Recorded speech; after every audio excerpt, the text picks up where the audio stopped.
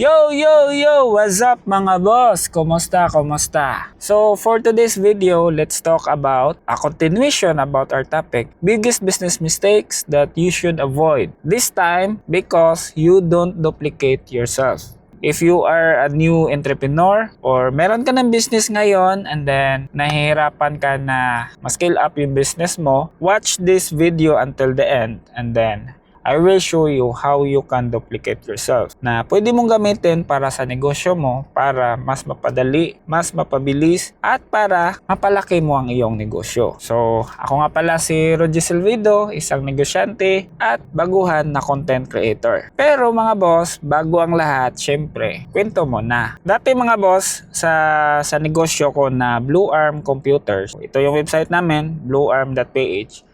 We started talaga na ako pa lahat. Ako yung taga-deliver, ako yung purchasing, ako yung nagde-deposit sa bangko, ako yung nagde-deliver sa mga customers, ako yung technician, lahat, ako po lahat. Habang binabaybay ko ang pagnenegosyo, I slowly learn na kailangan ko talagang i-delegate yung task, kailangan kong ipasa, kailangan kong mag-trust sa ibang tao para I can scale up my business. So, and true enough, when I started doing that, fast forward sa business namin na it started from the humble beginning, nasa house lang kami. Right now, meron na kaming 2 branch and then meron kaming isang office for B2B transactions. So, bago tayo mag-start sa topic natin, promote ko muna yung isa kong negosyo, which is WorkSmart.ph. Okay, so we provide automations and AI for any type of businesses. Pwede mo tong gamitin para kahit na natutulog ka or kahit na nasa bakasyon ka, pwede pa rin tumakbo ang iyong negosyo. If you are interested, you can message our page,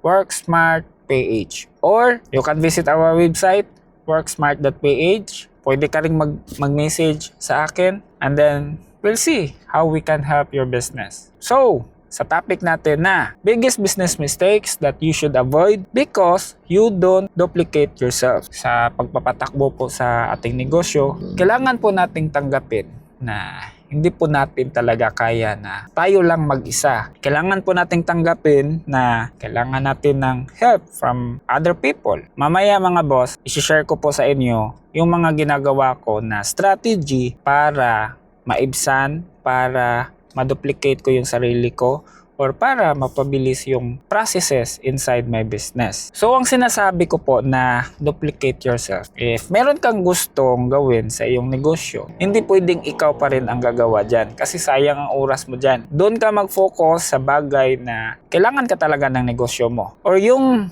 department or yung part ng business mo na hindi mo pwedeng ipasa sa iba. Doon ka mag-focus. So, this is my strategy guys, kung paano ko naduduplicate yung sarili ko, kung paano ko napalaki yung business namin ngayon because of this strategy. So mga boss, ito yung una na strategy ko kung paano ko siya napalaki yung business ko. Unang-una is dapat yung business mo meron na siyang sistema. Sistema na gumagana. Kahit na anong department yan, dapat meron niyang sistema. Ano ba yung sistema? Standard Operating Procedure. For example, sa sales, dapat meron na yung SOP. Sa delivery, dapat meron yung SOP.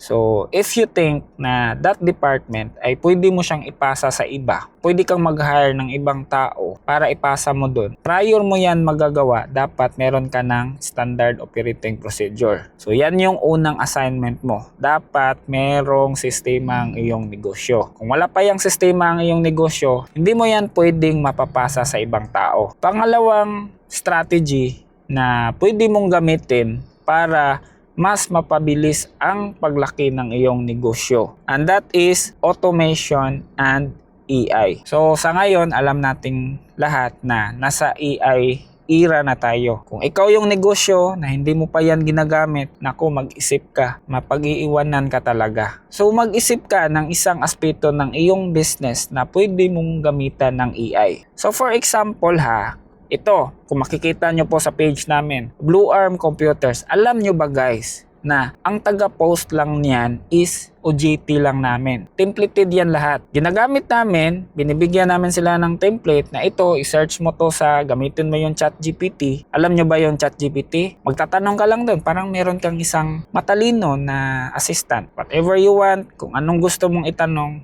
pwede yung masagot ni ChatGPT. Yan, AI po yan. Okay? Pwede yan sa creatives. Pwede mo siyang gamitin. Creatives, sa content writing, okay? Sa mga description na pinopost nyo po sa inyong Facebook page, sa mga content na pinopost nyo sa website, pwede nyo yan gamitan ng AI. Sa creatives naman, example ha, alam nyo ba guys na meron ng AI ngayon na gumagawa ng video? And then, hindi lang siya normal na video. Malupit talaga na video. Okay? Pwede mong gamitin sa ads mo, pwede mong gamitin sa business mo, okay? Meron ng AI din na gumagawa ng mga images. Pwede mong gamitin sa business mo. No need ka nang mag-hire talaga. No need ka mag-hire ng ibang tao, ng ibang graphic designer. Kahit yan lang muna, merong mga free dyan na pwede mong gamitin. Isang example is Canva. Kung wala ka pang account dyan, dapat meron ka ng account dyan. Pwede mo yung magamit. Meron silang free version. Pwede mo yung gamitin para sa iyong creatives. Ngayon guys, ang AI ginagamit namin siya sa website namin. Tagasagot ng queries. Ginagamit namin sa customer service and sales. Ganon din sa Facebook page namin. Marami kaming nakuklose na customer using AI. Kung ikaw yung business na hindi mo pa yan ginagamit, you have to think twice right now. So, kailangan mo yang i-consider kasi maiiwan ka talaga. Identify nyo lang yung mga simple task, mga repetitive task, yung paulit-ulit, yun yung i-automate nyo. So, pangatlo na strategy para mapabilis ang paglaki ng iyong negosyo. And that is identify and qualify. Ngayon, kung nag-iisip ka na gusto mo mapalaki yung business mo, for sure, meron ka ng mga tao ngayon. Kasi nga, gusto mo nang i-upscale yung business mo. Kung meron ka ng mga tao ngayon, pwede mong i-identify sino sa kanila ang pwedeng mag-handle ng task na to. After you identify, qualify mo. Kaya ba talaga nila na ma-handle yung task na yan? Para instead na ikaw yung gagawa niyan, syempre, ipapasa mo na lang sa iba. And then, the fourth strategy that I use para ma-skill up ko yung business ko is delegation and continuous training. The moment na meron ka nang na-identify, meron ka nang na-qualify ng mga tao mo or somebody or someone na pwede mong pagpasahan ng task na yan, this is the time na i-delegate mo na yung task. So, after mo ma-delegate yung task mga boss, dapat continuous po yung training para palagi silang updated sa process, okay? The more na ma-master nila yung task, mas maganda kasi mas mabilis yung growth ng business natin. Panglima na paraan para mas mabilis mong mapalaki ang iyong negosyo at yun ay ang mentoring. So, in our business, trabaho po natin bilang leader, trabaho po natin bilang owner ng company natin na dapat binimentor natin yung mga tao natin. Isa sa paraan para mas maging productive yung mga tao natin, mas maging effective sila sa mga roles nila is through mentorship.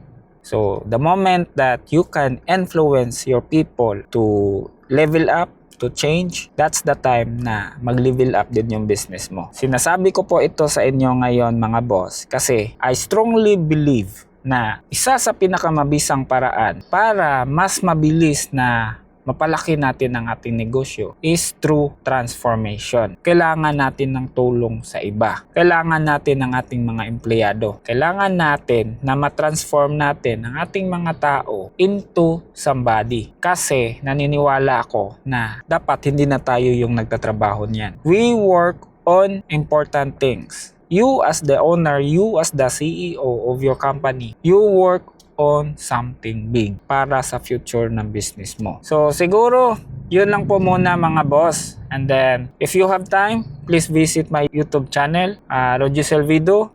You can also join my Facebook group, Work Smart Community. We can talk different topics there about life, about business. I encourage everyone to collaborate inside. And then, siguro yun lang po muna mga boss. And then, always remember mga boss that you should always work smarter, not just harder. Takets mga boss! Bye-bye!